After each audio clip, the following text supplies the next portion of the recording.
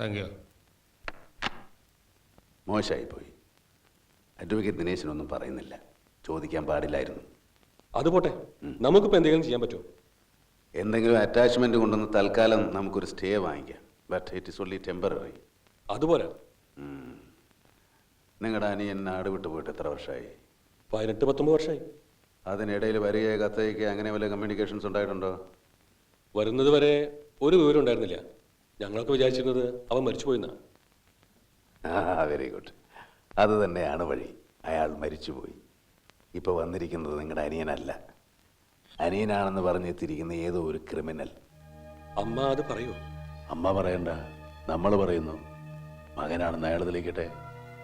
7 വർഷം ഒരാളെക്കുറിച്ച് ഇൻഫർമേഷൻ ഒന്നും ഇല്ല എങ്കിൽ അയാൾ മരിച്ചതായി പരിഗണിക്കാം. നിയമമുണ്ട്, എവിഡൻസ് ആക്ട് സെക്ഷൻ 108. പക്ഷേ ഒരു ഇഷ്യൂ ഉണ്ടാക്കേണ്ടി വരും. എന്ത് ഇഷ്യൂ വേണമെങ്കിലും ഉണ്ടാക്കാം. വക്കീൽ ആ വഴി ഇങ്ങോട്ട് പറഞ്ഞാൽ മതി.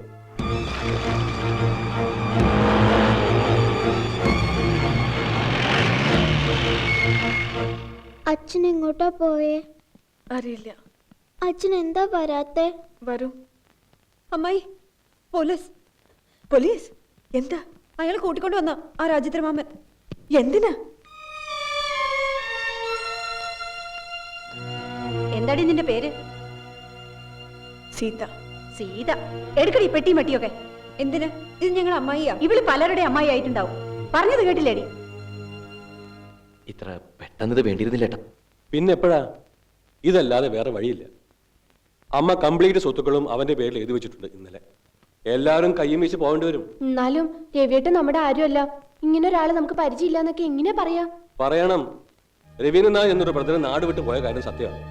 തിരിച്ചു വന്നത് അയാളാണെന്ന് നമുക്കറിയില്ല. അറിയില്ല എന്നല്ല, അല്ല അല്ല അല്ല.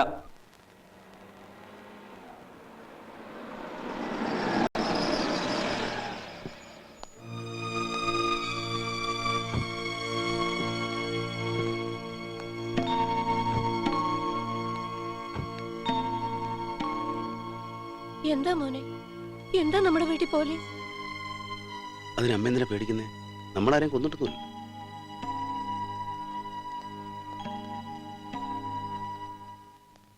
ഏട്ടനെപ്പോ വന്നു? ഏട്ടനോ? ആരുടെ ഏട്ടൻ? അതെന്താ പെട്ടെന്ന് അങ്ങനെ ഒരു സംശയം? എന്റെ ഏട്ടൻ. ഇവനാണ് ആള്. നീ ആരാ? ആരാ?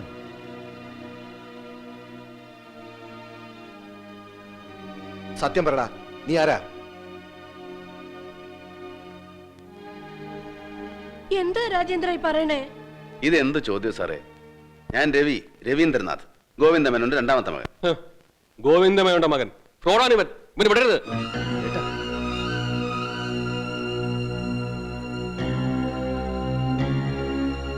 നീ എന്താടാ പറഞ്ഞത്? ഇവൻ എന്റെ മോനാ, എന്റെ മോൻ. എന്റെ മോൻ. സത്യമായിട്ട് എന്റെ ഏട്ടനാണ്. ഈ വല്ലിട്ട് മരണം നുണയാ. ഇത്ര നാളെ വല്ലിട്ട് ഇത് സംശയിച്ചിട്ടില്ല. ചോദിച്ചു നോക്ക്. സംശയം ഉണ്ടായിരുന്നു, പക്ഷെ ഇപ്പോഴും ഉറപ്പായത് നുണയാണ്. സ്വത്തിന് വേണ്ടി വല്ലിട്ടുണ്ടാക്കുന്ന കള്ള കേസാ. ഓ, ആ കളിയാണോ? എന്റെ രാജേന്ദ്ര, ഇതിലും ഭേദം അവനെ ഉറക്കത്തിൽ കുത്തിക്കൊന്നുവിടറ പട്ടി. എടോ, സൂക്ഷിച്ച് സംസാരിക്കണം. എന്താ സാർ ഇത്? നിങ്ങൾ വെറുതെ വേണ്ടാത്ത കാര്യത്തിന് പോലീസിനെ കരുവെക്ക? വേണ്ടാത്ത കാര്യോ? എടോ, ഇത് എന്റെ വീട്ടിലുണ്ടായ ഒരു ഇഷ്യൂവാ. സംശയം തോന്നി, ഞാൻ പെറ്റീഷൻ തന്നു. അത് അന്വേഷിക്കാനുള്ള ഉത്തരവാദിത്തം തനിക്കുണ്ട്. ഇവനിവിടെ എല്ലാരും കൊന്നിട്ട് പോയാലേ സമാധാനം താൻ പറയേണ്ടി വരും. ഈ അമ്മയ്ക്ക് ഓർമ്മക്കുറവുണ്ട്, കാഴ്ചക്കുറവുണ്ട്. ആളെ കണ്ടാൽ തിരിച്ചറിയൂല. എടാ, നീ എന്റെ മകനല്ല, എന്റെ വയറ്റിൽ കുരുത്തതല്ല. നിന്റെ ഉള്ളിൽ മൃഗമാണ്. മൃഗം. ഇറങ്ങടാ എന്റെ വീട്ടിൽ നിന്ന്. എടാ, ഇറങ്ങാൻ. ഇറങ്ങാൻ. അമ്മ ഇവിടെ എടാ, ഇറങ്ങാൻ. ഇറങ്ങാൻ.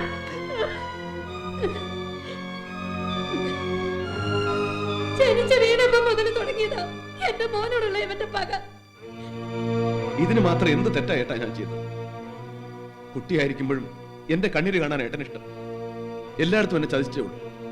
പക്ഷേ ഒരു കാര്യം ഏട്ടൻ മനസ്സിലാക്കണം, അന്നും എന്നും രവി തോറ്റു തരികയാണ്. ജയിക്കാൻ കരുത്തില്ല എന്നിട്ടോ ചങ്കൂറ്റല്ല എന്നിട്ടോ അല്ല.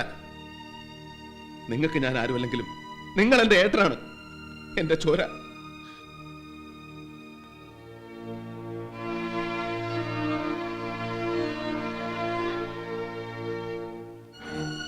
മോനെ, DIG ഗോവിന്ദമേനോന്റെ ഭാര്യയാണ് ഞാൻ. അത് കണക്കാക്കണ്ട. പെറ്റ വയറ് നോവുന്നൊരമ്മ. ഞാൻ നെഞ്ചൊരുക്കി പറയുകയാണ്, ഇവൻ എന്റെ മോനാണ്, എന്റെ പൊന്നു മോൻ. ഇവനെ ഞാൻ വിട്ടു തരില്ല.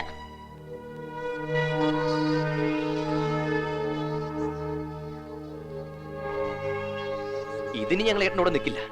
ഇങ്ങനെ ഒരു കടുങ്കൈ ചെയ്തിട്ട് കിട്ടുന്ന സ്വത്ത് ഞങ്ങൾക്ക് വേണ്ട. ഇപ്പൊ എല്ലാരും പുണ്യാളന്മാരായി. സാറേ, സാർ ഒരു എക്സിക്യൂട്ടീവ് എഞ്ചിനീയറുടെ പോസ്റ്റിലിരിക്കുന്ന ആളല്ലേ? പണത്തിന് വേണ്ടി ഇങ്ങനത്തെ കളി കളിക്കണം? ഇതിലും ഭേദം. ഞാനൊന്നും പറയുന്നില്ല. കൊള്ളാം. എല്ലാവരും ചേർന്ന് ശരിക്കും വാരി തന്നെ. മറക്കില്ല, ഒന്നും മറക്കണ സ്വഭാവക്കാരനല്ല രാജേന്ദ്രനാഥ്. ഓർത്തോ?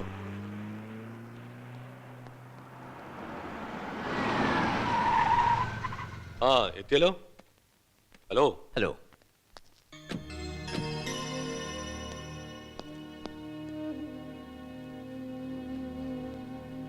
ഹരി, നിന്റെ ഭാര്യയുടെ യഥാർത്ഥ ചരിത്രം അറിയോ?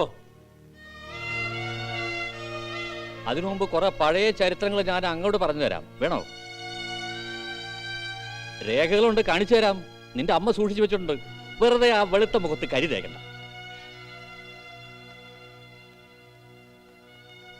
നീ ഇതൊന്നും കാര്യമാക്കണ്ട, വാ. ഓണപ്പോക്കിനൊരു റാണി.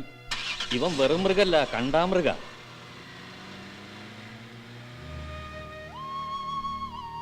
ആ പിന്നെ ഈ കരച്ചിലും പിഴിച്ചിലൊക്കെ അവരവരുടെ മുറിയിൽ, അതും വാതിലടച്ച് കുറ്റിട്ടിട്ട്. ഏട്ടത്തി, ഏട്ടൻ പോവാണ്. എങ്ങടാ? തിരിച്ച്.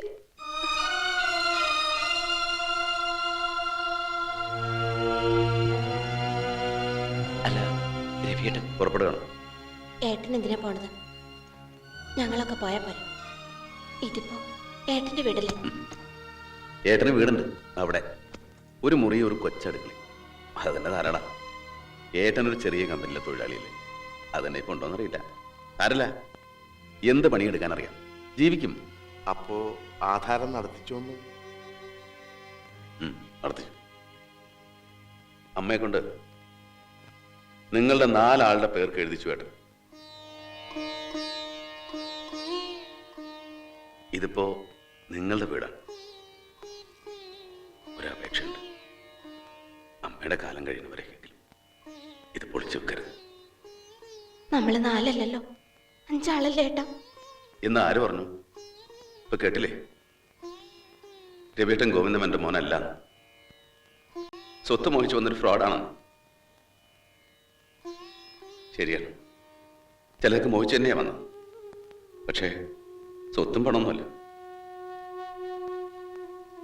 എന്റെ മക്കൾക്ക് വല്യച്ഛൻ, ഇളയച്ഛൻ, സുനന്ദമായി, ഗീതമായി എന്നൊക്കെ വിളിക്കാൻ, ഓണത്തിനോ വിഷുവിനോ ഒക്കെ ഒന്ന് നാട് കണ്ടിട്ട് പോവാൻ.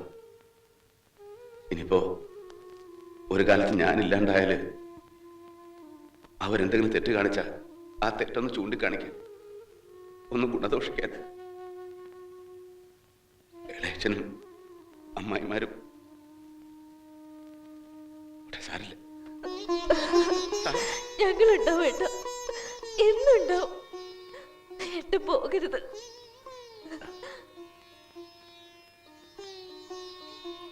ലച്ചു, ഗീതമായി പറഞ്ഞ കേട്ടോ, നമ്മളിനി പോവണ്ടെന്ന്. രവിയേട്ടൻ, പണ്ട് ഞങ്ങൾ വികൃതി കാട്ടിയാലും അച്ഛൻ്റെ നടി രവിയേട്ടനായിരുന്നു. പക്ഷെ ഇന്ന് അച്ഛനല്ല, ഞങ്ങൾ തന്നെയാ തന്നത്. സാരില്ല, ഏട്ടനതൊക്കെ അപ്പോഴും പറഞ്ഞില്ലേ. പറയാൻ അർഹതയില്ല. എങ്കിലും ഏട്ടത്തിയും കുട്ടിയോടും രവിയേട്ടനും ഇവിടെ തന്നെ ഉണ്ടാവണം. വേണ്ട, പോയേ പറ്റൂ. ഈ വീട്ടിൽ എന്റെ മോന് ഇനിയും സങ്കടങ്ങളെ ഉണ്ടാവും. പോണം. ഈ വീട് അവന്റെ അല്ല. ഈ വീട്ടിൽ അവനൊരു അവകാശമില്ല. അമ്മ എന്തേ പറയണ? എന്താ, നിനക്കൊക്കെ അതല്ലേ വേണ്ടു? സ്വത്തും പണവും. ജീവിക്കും, സന്തോഷമായിട്ട് ജീവിക്കും. ഏട്ടനിവിടെ ഉള്ളതാണ് ഞങ്ങൾക്ക് സന്തോഷം.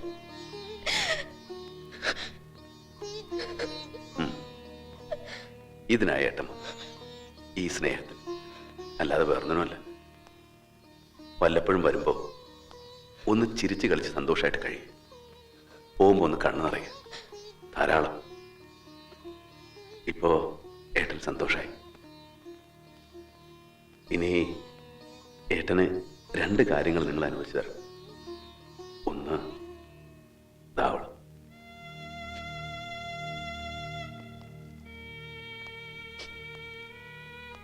സുജയ്, ഇവളങ്ങനെ മാറി നിൽക്കേണ്ട കുട്ടിയൊന്നുമല്ല. ഇവൾക്ക് ചില അവകാശങ്ങളൊക്കെ ഉണ്ട്. അതെന്തോ ആയിക്കോട്ടെ. ഇവളുടെ ആവശ്യങ്ങൾക്കായിട്ട് ഒരു സംഖ്യ എഴുതി വെച്ചിട്ടുണ്ട്, അത് കൊടുക്കണം. പിന്നെ ഇവളുടെ അമ്മ എന്തെങ്കിലും തിരിച്ചു വന്നാൽ ദുഷിച്ച് തള്ളിക്കളയും. പിന്നെ അമ്മ എൻ്റെ കൂടെ പോര്. സുഖമില്ലാത്തപ്പോ അമ്മ ആരും ഒന്നും പറയണ്ട. കുറച്ചു കാലെങ്കിലും എനിക്ക് സന്തോഷമായിട്ട് ജീവിക്കണം. ആരെതിർത്താലും ഞാൻ പോകും. സൗകര്യക്കുറവുകളൊക്കെ ഞാൻ അമ്മയോട് പറഞ്ഞു. പോരണം അമ്മയ്ക്ക് വാശി. ഞാൻ നോക്കിക്കോളാം. ശ്രീധരമാമ ശ്രീധരമാമ പോയി. രവിയേട്ടൻ പോണത് കാണാൻ വയ്യ. നന്നായി. ഞാൻ ഇറങ്ങുമ്പോൾ യാത്ര അയക്കാനും കണ്ണീരൊഴുക്കാനും ഒന്നും ആരും വരണ്ട. ഇനിയും വരും രവിയേട്ടൻ.